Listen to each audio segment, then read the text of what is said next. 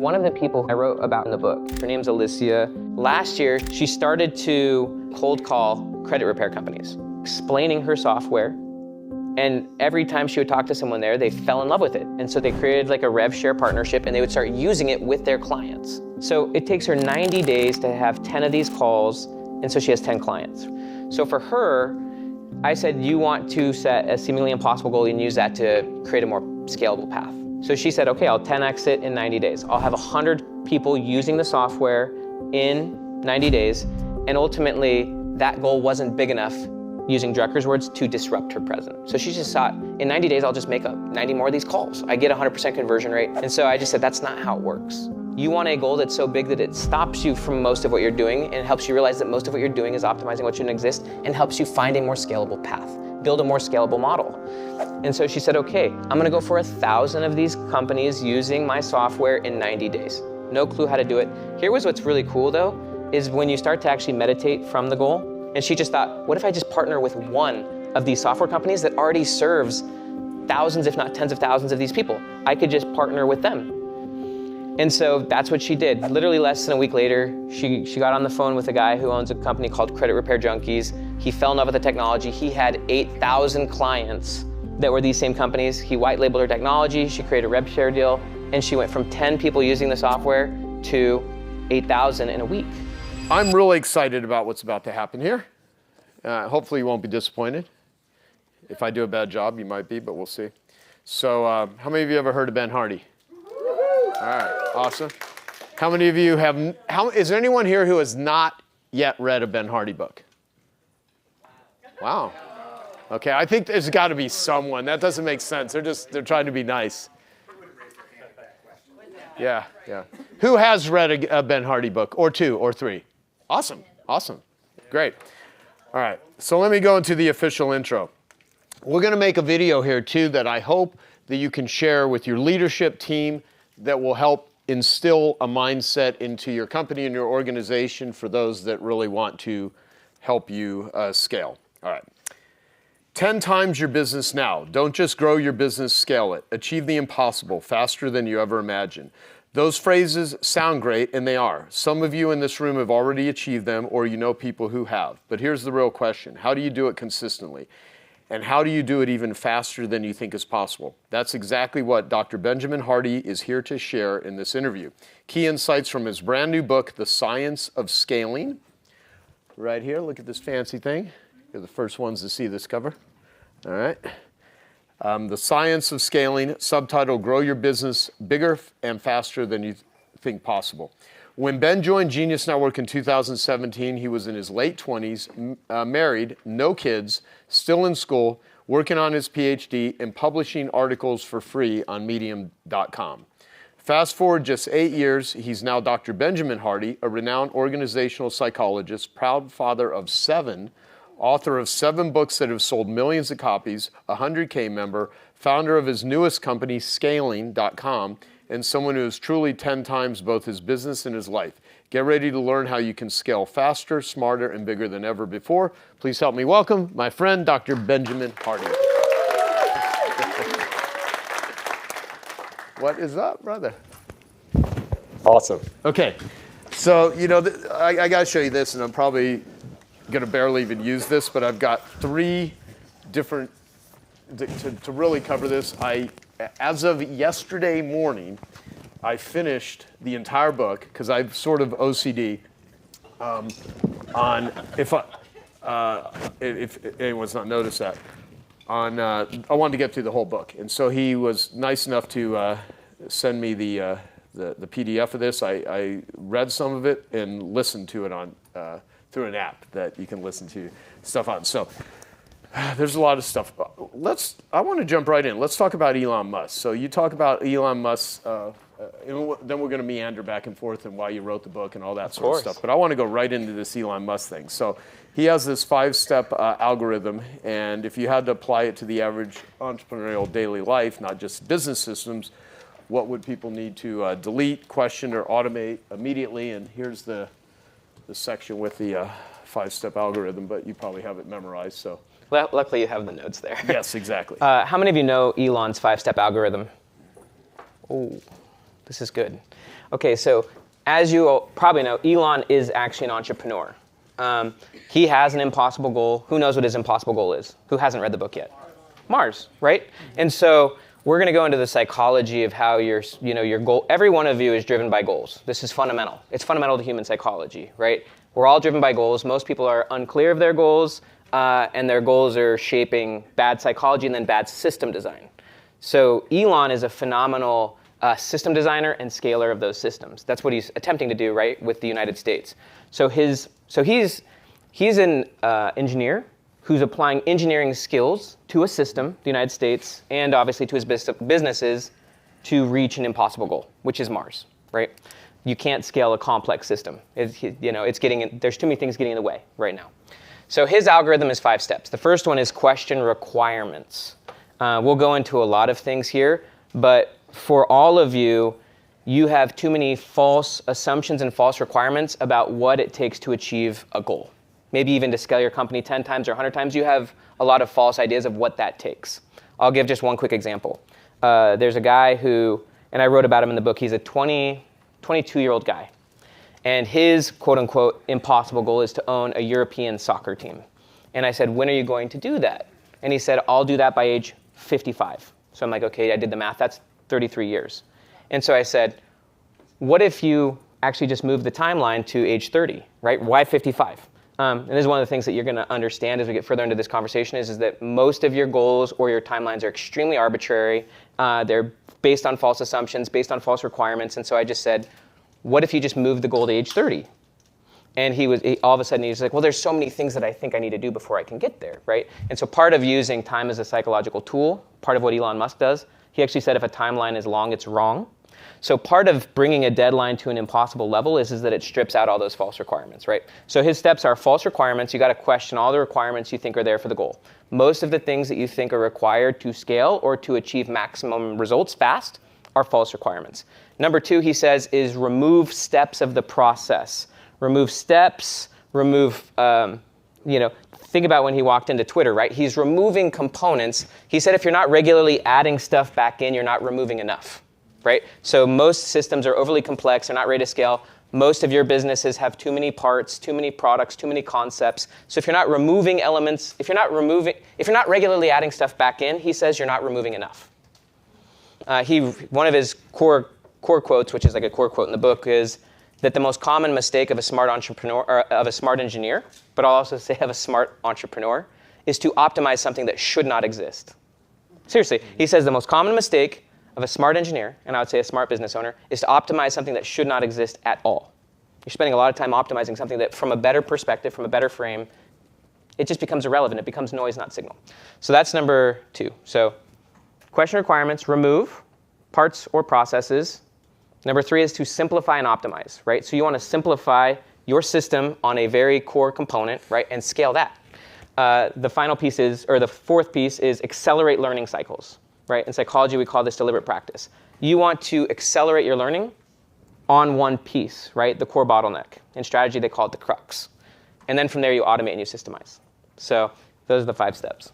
Yeah, you know the Peter Drucker line where there's nothing more useless than doing really well that which need not be done at all. I would say, and this is a gut check, majority of things in businesses and life is that. Yeah. We're optimizing things that shouldn't exist. Yeah, and the other Drucker quote I've always gone back to is, the primary purpose of business is to create and keep customers, marketing, and innovation produce results. All other business functions are cost. And he's dismantling a lot of things that to understand Elon and understand Trump, not that I fully do, they look at things from an entrepreneurial lens, like it's a big monopoly game, and how do you play the game better, more effectively, cut out waste, that sort of stuff. So how would you, since I bring up like Elon, right now, there's a lot of people that can't stand Elon, right? And the system is designed to defend the system. Yeah.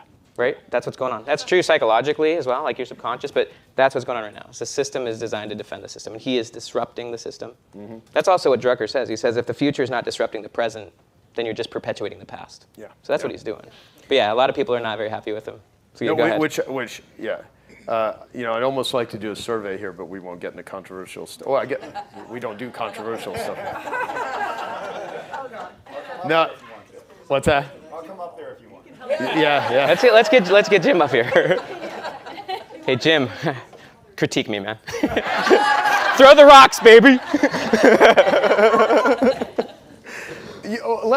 Let's talk about this because how do you cut out all the fake work? So there's a book, I talked to the author years ago. He wrote a book called Fake Work.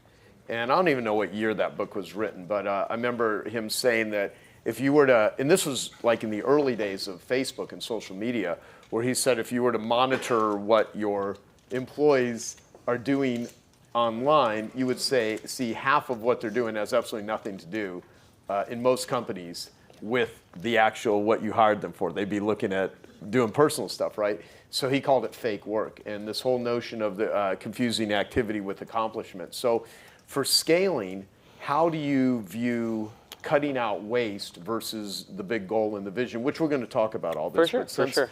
Since we're talking about like how Elon looks at decision making and compresses time, and how do you view a bloated organization? How do you view a bunch of people? Because again, I know I mentioned Drucker. He said if you've got more people that are needed for the job that needs to be done, they spend more time interacting than working. And he also said you're either working or you're in meetings. And Peter Diamandis, who knows Elon quite well, he was telling me that the way that he communicates with Elon is through X, the direct messaging on X. And he says Elon doesn't even have an assistant. He's like, it's crazy. He doesn't even have an assistant. And I was like, okay, but he has obviously thousands of people that support what it is he does, right? So how do you view waste, and how do you view getting your organization to not be just spending a bunch of time in processes that aren't doing anything? So there's actually a Boston Consulting Group study that said that only 10% of what goes on in most companies is actually efficient, like ineffective. And so most stuff is focused on the wrong thing or doing it ineffectively. I'm just going to show a few pictures just to kind of make a point, if I can. This is just a McKinsey study that says grow faster, die slow. This basically just means that if you're not actually scaling quickly, and we'll get into to the mechanics of it later, but essentially if you're not growing fast, what that means is you're probably making a lot of mistakes, i.e. you're compounding errors that are eventually going to stop you from making the decisions that would lead to scale. So just as an example, the 22-year-old that I gave at the beginning, if he actually has the 55 age deadline, it's almost 99% that he will never get to that goal. Even if it was 10 years away, he'd probably never get to that goal. If it was 5 years away, his chances are much, much, much higher. But I'm just going to share with you, and probably some of you guys have seen this before, but it goes straight to Joe's question about waste. And I'll get into some of the deeper psychology behind why in a minute. But that's just a picture that shows a bunch of lines. But the lines represent data and pathways. And so basically, there's infinite data going on, even in this room, which you're not aware of, right? Obviously, you're focusing on me right now. But there's infinite data going on, internal, external. And the thing that determines which data you see is your frame. And what a lot of the research in neuroscience and psychology shows now is that your frame is fundamentally based on your goals, right? Your goals determine what you see, right? Dan obviously has the beautiful line, your eyes can only see, ears can only hear what your brain is looking for. In psychology, that's called selective attention and pathways thinking. So we're always looking for pathways to a goal. And so the thing that determines which data you see, what's signal versus what's noise, is your frame, and your frame is based on your goals. And so your future is the thing that shapes primarily everything that's relevant in your present. And so how you frame your future determines, that's like literally the first step. So John Doerr, the billionaire, he said that a goal properly set is halfway reached. So the first step to actually clarifying waste is to determine the right goal. And one of the people who read this book, his name is Robert C. Gay, Bob Gay. He was one of the founders of Bain Capital. So he's one of the people who is one of the fathers of private equity. He's been a part of scaling. Bain Capital is one of the biggest private equity firms in the world. He did blurb the book, which I'm grateful for. But he said that one of the biggest challenges that an entrepreneur or a leader faces is actually choosing the right goal. Because if you choose the wrong goal, you're going to scale the wrong thing. Right? I've already told you that the goal shapes your psychology, it shapes what you see, but it also shapes the systems you create, which is your business. And so one of the things that Bob taught me was he was talking about Steve Ballmer. So Steve Ballmer, while he was the CEO of Microsoft, he had a goal of improving basically the profits for the shareholders. And so he scaled that, he achieved that, but it also cost Microsoft probably trillions and trillions of dollars because he chose the wrong goal. So he chose the wrong thing. So basically, the easiest way to identify waste is to move your goal so high and your deadline so close. And this is what you could do.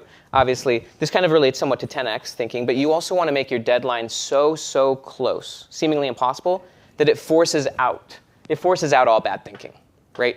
So just as an example, say that your company is doing 5 million in here, right? If you want to actually go for 10x, you'd want to do that in less than 3 years, right? So you want to go for 50 million in 3 years or less. Why?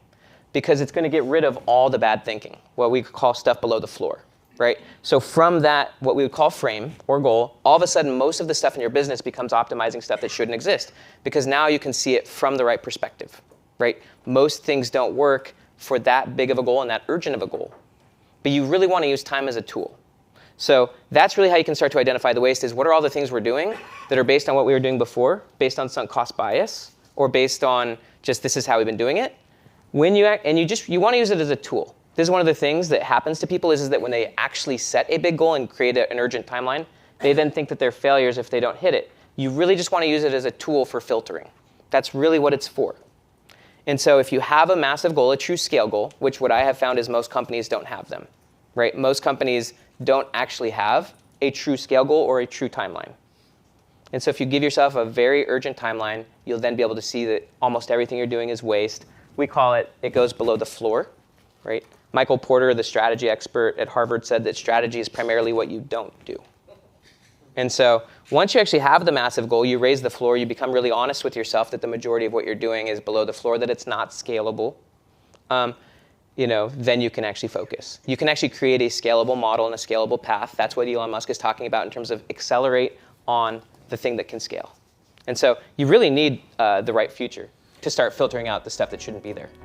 Hey, I hope you're enjoying this video, and I want to let you know that I have a new book that's come out, and if you'd like to get it absolutely free, there's a link below in the description, or you can wait till the end of this video, or you can simply go to joesfreebook.com and you can get a copy there. Let me ask you, I think people fetishize scaling. Sure, they totally do. It's very buzzy right now. Yeah, exactly. So, which is good. I mean, you're writing a book about it because it's a big pursuit. But who shouldn't scale? What are things where you're like, because you don't want to scale cancer, right? Because if something is like not good, why try to blow it up, right? It could actually make things worse. And my friend Keith Cunningham, who you know also, he has this line where just as many businesses die from indigestion as they do starvation, right? So you can, in the process of scaling, if you do not have your shit together, you can really hurt yourself. It'll mess you up. Yeah. So I want to ask you, like, what does scaling actually mean to you? Yeah. I think that I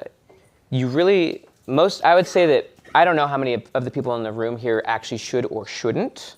I do think it would lead to better decisions. It's kind of like some of the stuff we've talked about with, like, if you set up your business to sell, you're probably going to set up a better business. Right. If you actually set up your business to truly scale and you're scaling the thing that's the right thing, which takes work. It takes work to actually choose a thing that's worthy to scale, that if you actually systemize and actually do it, it's going to do something beautiful in the world.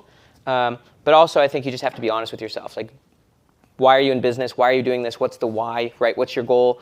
And so it really comes down to what do you want to accomplish in your life? And what do you want to accomplish in the next 3 years, 10 years, 20 years, and the impact you want to have. My view is that if you think about America right now, we do need to scale.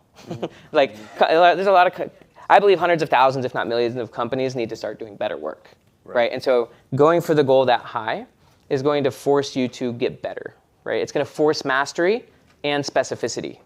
And so for me, I think I just use it as a tool for defining who I am. We know who Mark Young is. So how many of you know who Mark Young is? Mark Young is beautiful. I just love that man.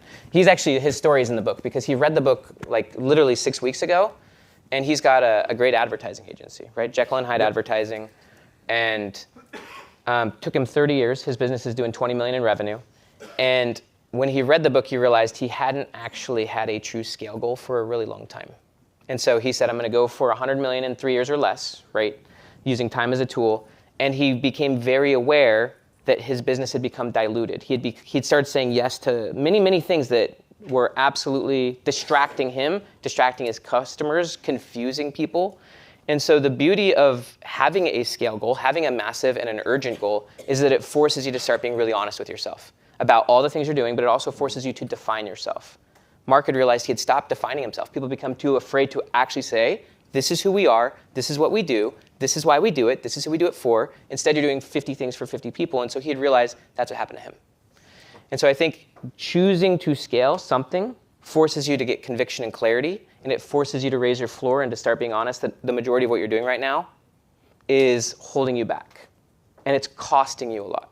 So I think it's beautiful because it forces you to start to get convictions. It forces you to start to get clarity and then to start to have good process. Yeah, no, that's very good. And to use Mark as an example, those of you who don't know, Mark is he 67 now, or is he still 60? I think he's in his late 50s, but he looks fabulous. He's okay, there you go. He holds the world record for the oldest rookie, weird name, rookie professional race car driver. Okay, so that surprises me even more. I thought he was like in his late 50s, looking like he's in his 30s and 40s. He might be 67 now. But so Mark is a dear friend. He's actually a Genius Network member. For those of you who remember, not last year, but the year before, he was the first interview that I did for the annual event. And we've been doing a lot of podcasts together. So he's awesome. Yeah, I've learned a lot from him. Yeah, so and this is a guy who sold billions of dollars worth of stuff for other people. Now he does very well. I mean, he owns lots of real estate. I mean, he's a smart dude, but he's also a psychologist, and he understands. His book is called Hypnotizing. But the point is, like at his age, it's the scaling and the 10 times vision that actually gives him the enthusiasm. Because until you get there, you kind of just can coast along. And you can do your business and you tolerate a bunch of shit. But now when you have a big goal and a big vision and a big dream, and it doesn't necessarily need to be big. That's why I asked you the question, because I think a lot of times there's so many people trying to convince everyone they need to. You can scale all the way down too, and just focus on a few. Yeah.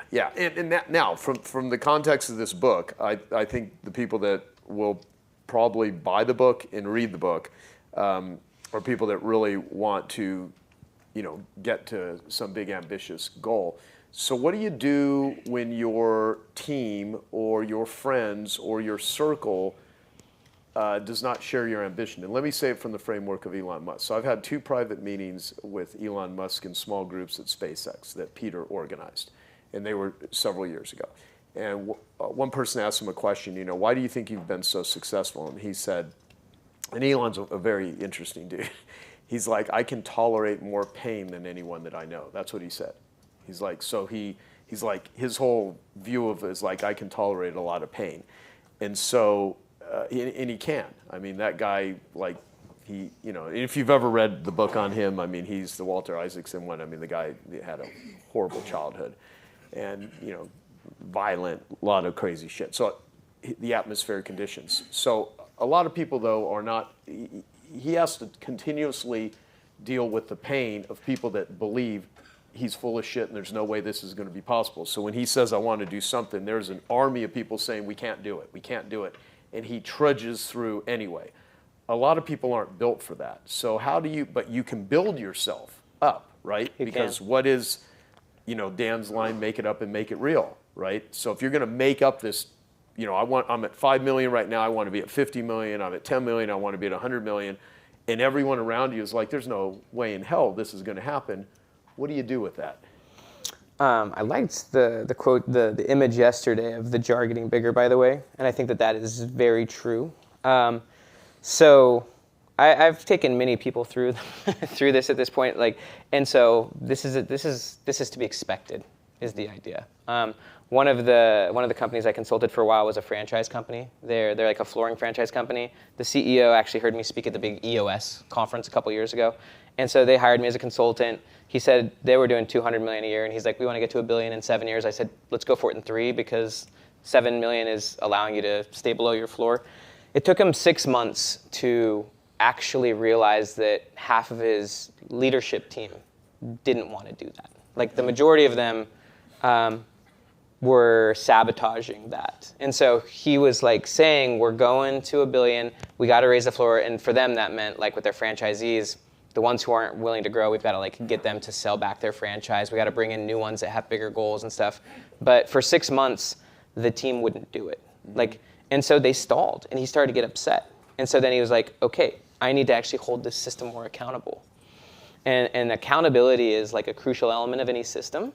And a lot of people don't want to be accountable, right? A lot of you, I would surmise, don't want to be accountable to a level that it would be required to scale. Because you guys are all the leader, right? You like holding other people accountable, but when was the last time you had to be held accountable, right? One of the people that I interviewed for this book is someone who goes into countries and designs economic systems for countries. And so I basically asked him, because he's a systematic thinker, he creates systems for economies. And I said, what's the difference between a third world country and a first world country in terms of what's just the main difference that leads to these two things? And he said, there's only one word, it's accountability, right? There's accountability in the system, right? So with Argentina, they're trying to peg the peso to the dollar because there's more accountability to the dollar than the peso, right? And so like you need a system that has accountability to like a goal and then to certain culture. Culture and accountability are kind of the same thing. And so to raise that, you're gonna have to make certain people uncomfortable. Some people don't want that. And they're not wrong for not wanting that. They're just not aligned now on the goal. And so, at some point, it's just better to have honest conversations and to hold that higher standard to what you want to choose and to just say, this is what we're about and what we're going for. And a lot of the people are going to eventually say, I'm good. Like, they're not going to want that. And then you can find people, very, very aligned people who are super excited about it, who want to do that. And I think if you looked at any of your guys' businesses, you could see that there were certain people that helped you get to a certain level. And then at a certain point, they were no longer aligned on where you were trying to go, and that's just part of the process. But I don't think it has to be a sad part of the process. Well, in the beginning, I think what is most difficult is when people are sabotaging you or you're sabotaging yourself. I think you made a really important statement about how us as entrepreneurs are often not ready to be accountable, right? But we see other people. It's a higher bar. It's a high bar of accountability. So almost everyone in a company thinks they want to help the company grow. Even when people are sabotaging it, they're not consciously aware of seeing that their frame, their comfort zone, it's not there. And there are times where every one of us has to walk ourselves or other people through. It's like that song, if you're going through hell, keep on going. Yeah. Where you just have to go through that purgatory, right? Where you're just like, man, I'm enthusiastic, and I look at it as who's putting wind behind my sails, not who's putting wind in front of my sails, right? What's creating the resistance, and the hardest is when you're doing it to yourself, and you don't, you're just picking things because of your fear or whatever. Because I think so much of this is like, your last book on, future self. Define future self, because I think this ties in so much to the image and the identity and the vision of scaling. Yeah, it's huge. I'm just going to show just a picture, if I can go back to the slides for a second. There's basically two models of time psychologically. There's a quote. I'm just going to skip ahead. So this is the... by the way, I've not seen any of these slides. This is not he saw none of the questions I'm asking him, and I didn't see I just knew that I would want to show some of these pictures. Okay. So this is what we would call linear time. This is the idea that the past shapes the present, and the present shapes the future. A part of linear time is that the past and future are external, right? When we're talking about psychology, time is internal. And so this is the view that the past is outside of you. You can't change it. It's just boom. The future's up and ahead. Can't know it. And so this is how most people view their future self, is they let their past self, present self be the creation of the future self. And so the future self then looks like the past and present self. And that's a lot of research on that, right? That most people's future self is simply a reflection of their current self. This is more what I would call holistic time, and this is more accurate to psychology, that your future shapes what you see and do in the present. Obviously, if you have trauma and things like that, that's going to deeply impact your present, but it's you in the present that are continuously creating that frame, right? So psychologically, the present is what shapes the meaning of the past. We're just continuing to create the same past over and over in terms of how we frame it. But the responsibility of the past is in the present, and the responsibility of the present is in the future. The future, and there's a lot of research on this now in neuroscience and psychology, I would say that the future probably holds 10x the weight of the past. Obviously, one of the problems, and I'm not going to go too deep into the traumas, is that the trauma just unless you deal with it in the present, it's going to just destroy your future. And that's really, in my opinion, the worst part about it, is it crushes hope in the things that we've talked about. And when you have a hopeless future, what do you think that's going to do to your present, right? But the main point about future self is that your future self is the view you have of your future self, should be created, should be chosen, and that view of your future self can, and when you get more connected to that future self, as we already talked about in conversations today or yesterday, the more connected you get to that view of your future self, the better you act, the better you operate in the present, the better you filter in the present too.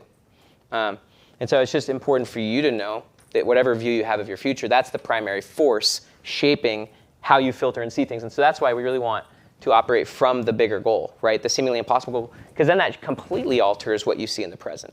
It completely alters the pathways you see, the options you have. One just simple example, and I'll share with you guys.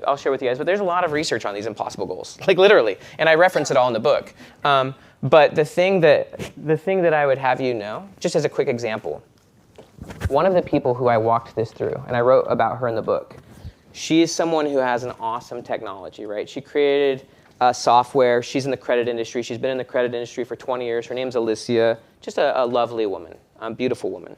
And it's Alicia. Yeah, Alicia. Alicia. I thought it was Alicia, so good thing. Yeah. Okay. It's Alicia. Okay. So she's just a beautiful woman. I just love this lady. But she's been in the credit industry for like 20 years, been a one-on-one coach, really knows it, and she's just a super learner. And so what happened was, 5 years ago, she had a technology created. She felt it would disrupt the industry, honestly, because in the credit industry, there's not like a useful tool for me if I want to accomplish some goal. Say I want to get my first house, right?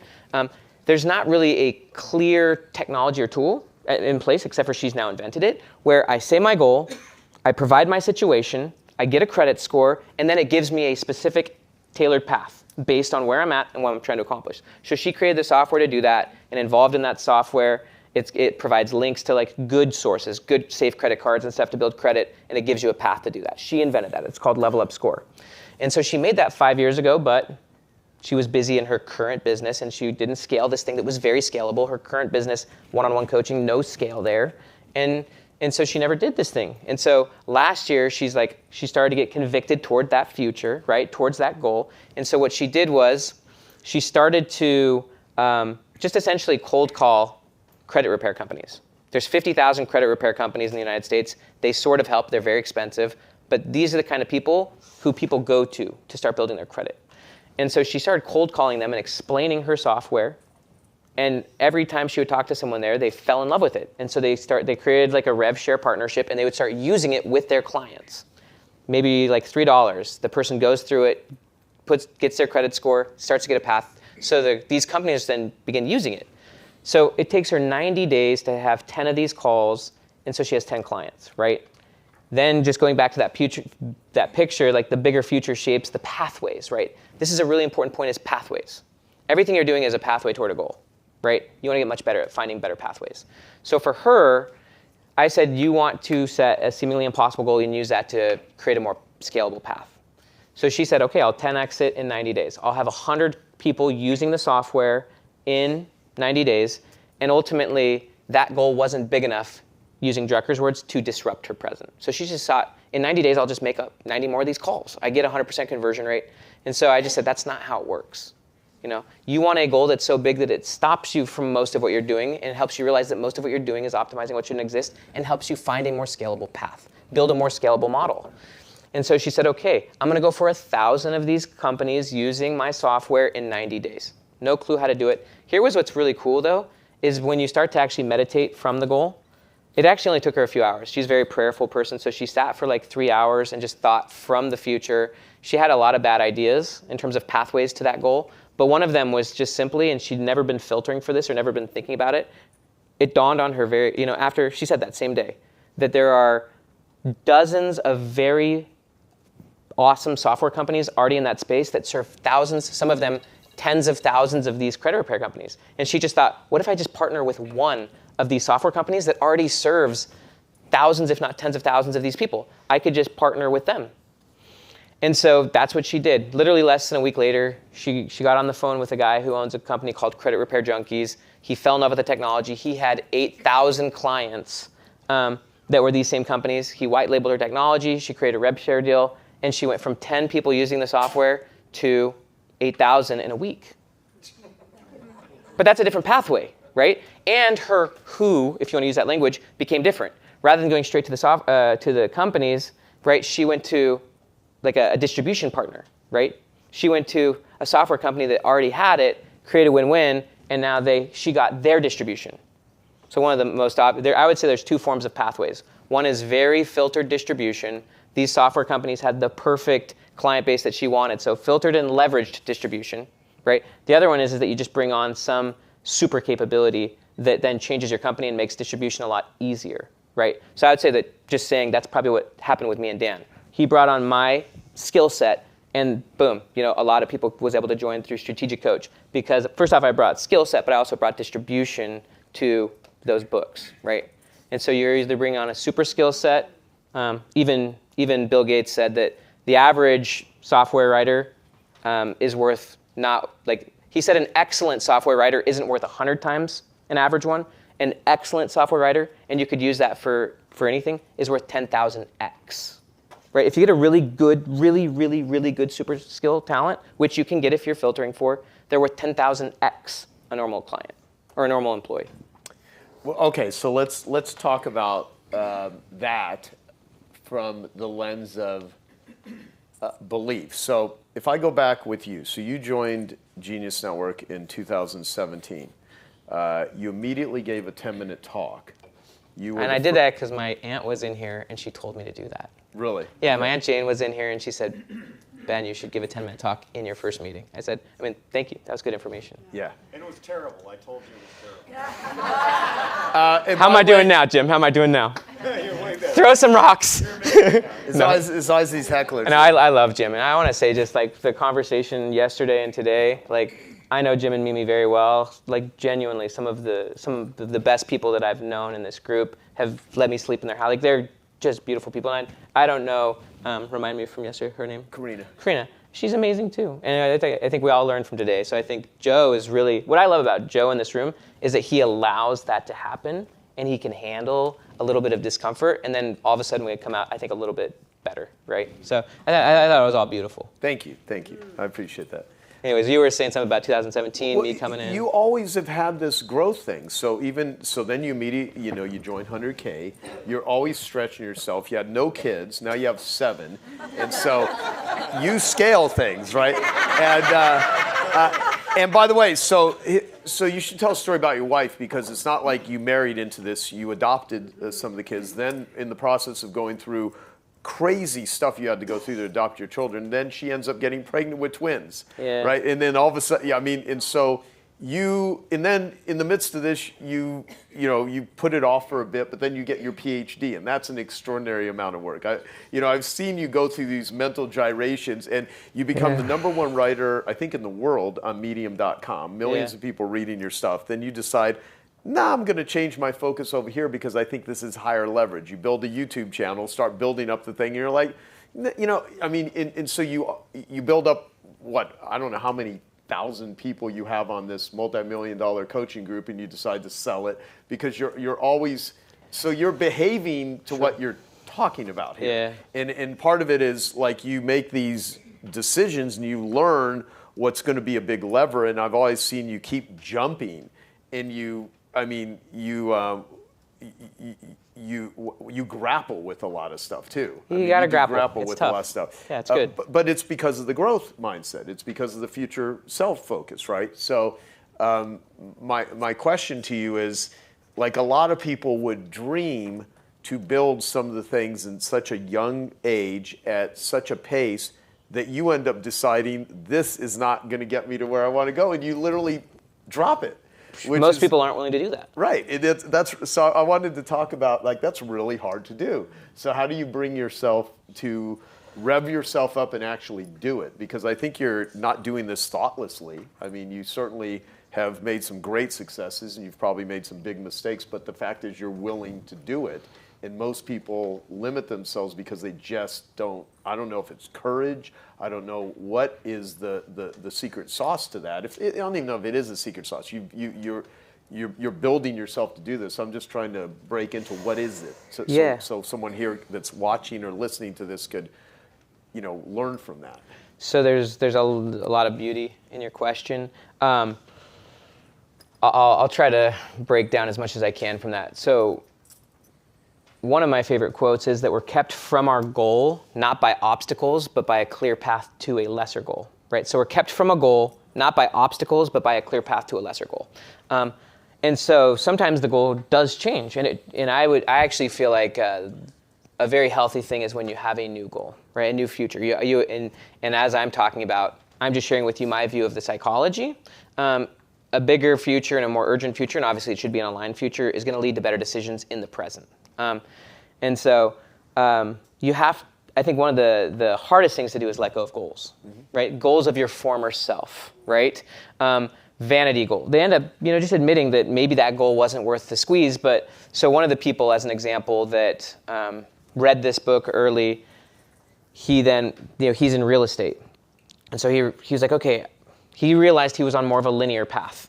And so he read the book and he's like, okay, I'm going to set a scale goal or an impossible goal. And so he got on the phone with me. He's like, I'm going to go for 10,000 specific types of units in this way in 3 years. And I asked him, what level of growth would that represent based on your current trajectory? He said, that's about 20 years of growth, 10 to 20 years of growth.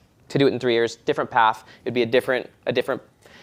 And then I was like, okay, so do you see some pathways on how to get there? And he's like, I would have to get really good at getting funding, right? And then this is where I'm now just pulling to the idea. He then said, well, Ben, I really still want to have a podcast. And I said, well, tell me why. And then he started to begin to justify the podcast. And I said, if you want, you can have the podcast, but if you're going for the podcast, it's probably going to cost you the 10,000 in 3 years. And he was like, no, they synergize. This is a pathway to that. And I was like, well, then be rigorous with yourself, right? When you have the bigger future, and I think it's very strategic, you got to be really rigorous with yourself and really honest with yourself. And I was just inviting him to be honest with himself.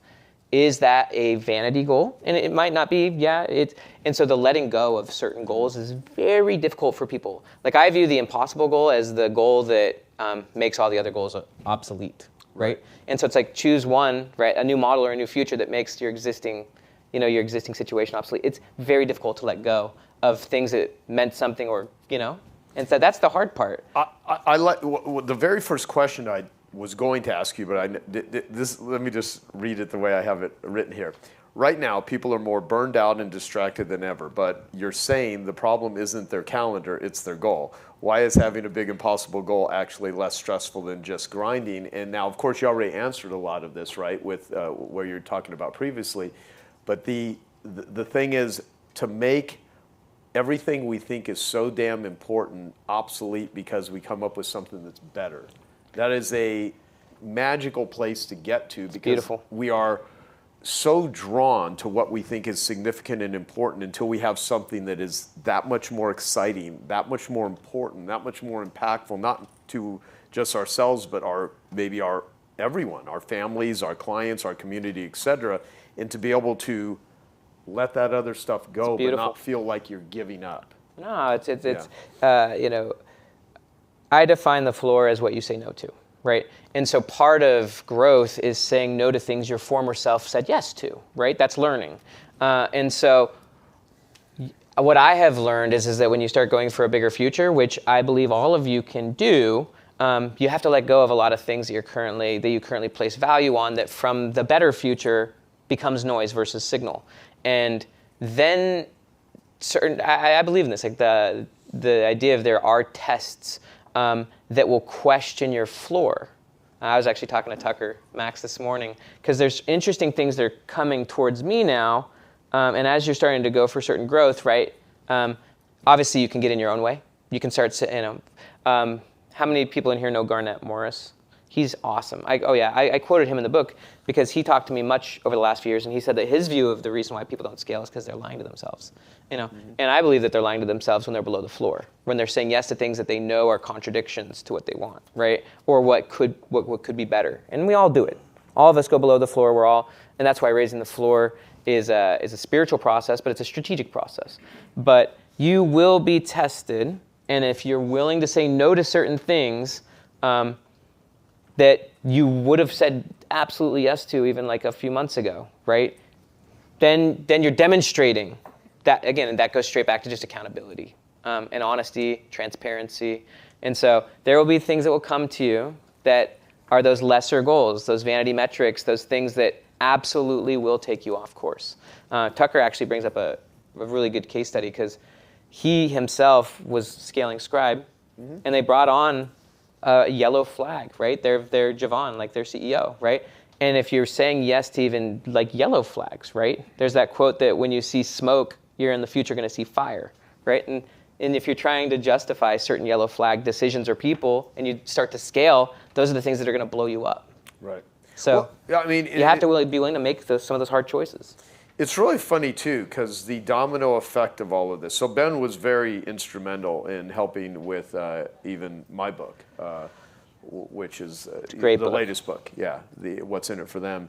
And well, I guess I didn't write the latest book is Winners Find Ways, but that's really crowdsourced all of the Genius Network. And it fits with Pathways thinking. Yeah, and so with Tucker, so the way this happened with the Dan Sullivan thing is I brought Tucker, Scott Hoffman, my agent, and Reed Tracy, who's the owner of Hay House, to a 100K meeting. And there was a 4-hour session all on books, everything from writing a book to marketing a book. And Tucker, you would think like you and Tucker in terms of saint and disposition, sinner, complete polar opposite, right? And when Tucker started doing a bunch of plant medicines and psychedelics, I mean, it completely shifted him, right? And it's funny because he told me after I did Ibogaine, he had told me in 2017, he goes, the big reason I'm starting down this path is because of what you shared with me about your experiences with doing, plant medicines and stuff. And so you approached Dan Sullivan in the 100K group. You proposed like a book. Reed's there. Everyone's there, right? So you end up doing this 3-book. What actually happened was I was at my first 100K meeting in Dean's old office. Dan presents his first view of Who Not How. Very sketchy, 15-minute awesome version. And I was like, that's phenomenal. And I already loved Dan's thinking. And so I was like, Dan, if you ever want to make that a mainstream concept, I'll write the book. It actually that was a year before this next 100K meeting. That I didn't know. Because my publisher, I was at Portfolio. They're like one of the top business publishers in the world.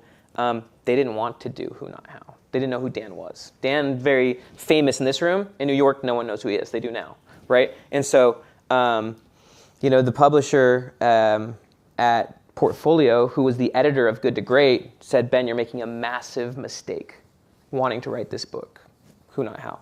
Because I already had Willpower Doesn't Work. I had Personalities and Permanent I was writing. They were like, you should grow your own brand. We don't know who this guy is. This is a bad decision for your career. And so I was like, well, I really want to write this book. And so then I had no publisher. I mean, I was writing Personalities and Permanent. It came out. But then a year later, I'm at your meeting. Tucker's there in this. And Reed became that pathway. Right. And so then I just walked away from my publisher, which is one of the top business publishers in the world at Penguin Random House. And we went to Hay House. Well, so Dan waited patiently for a year for that to happen. Yeah, which is cool. And of course, the instructive thing here, really the underlying message is that all things start with me. And I'm kidding. He is the first domino. No, what I'm saying is it shows that if you spend time developing these relationships, they will turn into something. Like, so Dean Jackson is the one that came up with the term Who Not How. Dan Sullivan developed it into, he's talking about it because it's a good concept. Ben ends up writing the book about it, right? And so they do that, and then it leads to this whole other domino effect. But if you only go shallow with relationships or with groups or with communities, that's what you get. But when you go deep, that's where you actually find the gold, right? True. And how you develop it. And so here's one of the questions I have is you and Dan Sullivan, you guys met. You wrote 3 best-selling books together that have sold over 1 million copies. What's something you and Dan disagreed on that there's actually a lot of things. You both grow. I don't know if in the process we disagreed. There's definitely perspectives that I fundamentally disagree with on Dan in terms of You know, but in terms of the process of writing those books, he was very he applied the concept of who, not how. He very much let me go through it and go. I mean, I wrote those books. On 10x is easier than 2x. He, aside from like my frustration of there not really being a process for that, you know, that's where we came up with the 80-20 model. Was like through I couldn't write the book until I actually had some framework for how to make it work, because that didn't exist. And he was very collaborative, and so there was nothing process-wise we disagreed with. He let me write the books as I saw fit, and which was awesome. So like you know, how I wrote those books was I pretty much just used his interviews with Shannon Waller, you know, that he used for the little books, and then I'd say 80% of my study was outside of Dan, right? Studying psychology, studying strategy, and then just integrating that in with his simple, like he's just so good at coming up with like a really snappy concept, right? Gap gain, right? And so I just would take that snappy concept and really build it out. Oh yeah, and part of it is he has these great concepts, and now you've got an army awesome. Of humans that it's completely altered their life. And they're beautiful. They've got a lot of depth to them. Yeah. No, I mean they're great books. They're great books, and so. In part of the reason I bring this up is because, look, I mean, you and Dan are both great. I mean, dear friends of mine. And when I said disagree is because the fact is, if you're going to collaborate, even with the guy who you put his name on as which I'll wait for you to read the book and you can hear that story with Ben, is that no matter who you're going to be with, there's going to be differences of opinions. There were some tough moments. Oh yeah, and scaling though, that's the whole thing with scaling. If someone thinks scaling a business is going to be all elf versus half, don't try to scale. There's a good quote from Oliver Wendell Holmes Jr. He said that for the simplicity on this side of complexity, I wouldn't give a fig, but for the simplicity on the other side of complexity, I would give my whole life. And so even Steve Jobs said, right? Explain that. Yeah. So to get to your goal, right, or to get to some new level, you're going to have to go through complexity because you don't currently understand it, right? And so like even Steve Jobs said, you have to work very hard to go from complex to simple, but once you do, you can move mountains. And that dealing with the complexity, whether it's just you don't know how to do it, or dealing with relationships, right? Going through the half component and reaching that new level of understanding, right? Or going through those decisions where you realize, this can't scale, right? Or I'm below the floor, or like I gotta let go of this relationship or these businesses, right? Even Mark, in thinking about his 100 million in 3 years or less, he had to grapple with the reality that actually like most of his businesses, he has a lot of businesses, were all a distraction. And so he actually is now in process of selling all those. But the main pain or half is just psychology, right? It's like you have to get to a new perspective. And then from that new perspective, you can make a better decision. So the main pain is just dealing with it and figuring it out and reaching kind of a new level of understanding, which is then getting to that new side of simplicity that now is from a completely different place of understanding. And now you can do something that you couldn't do before.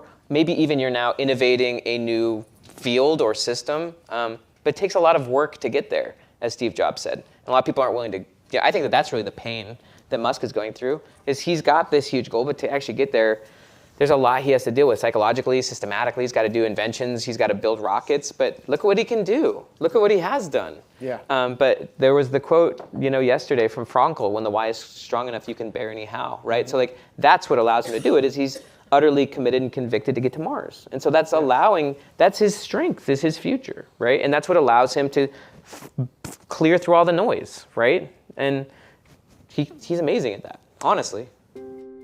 Okay, I hope you found that video awesome and useful. So if you want to get a free copy of my book, I want you to click here. And if you want to watch some more videos that'll be useful and awesome, click here. Go ahead. They're over here. Do it now. Come on. Thank you. Watch them.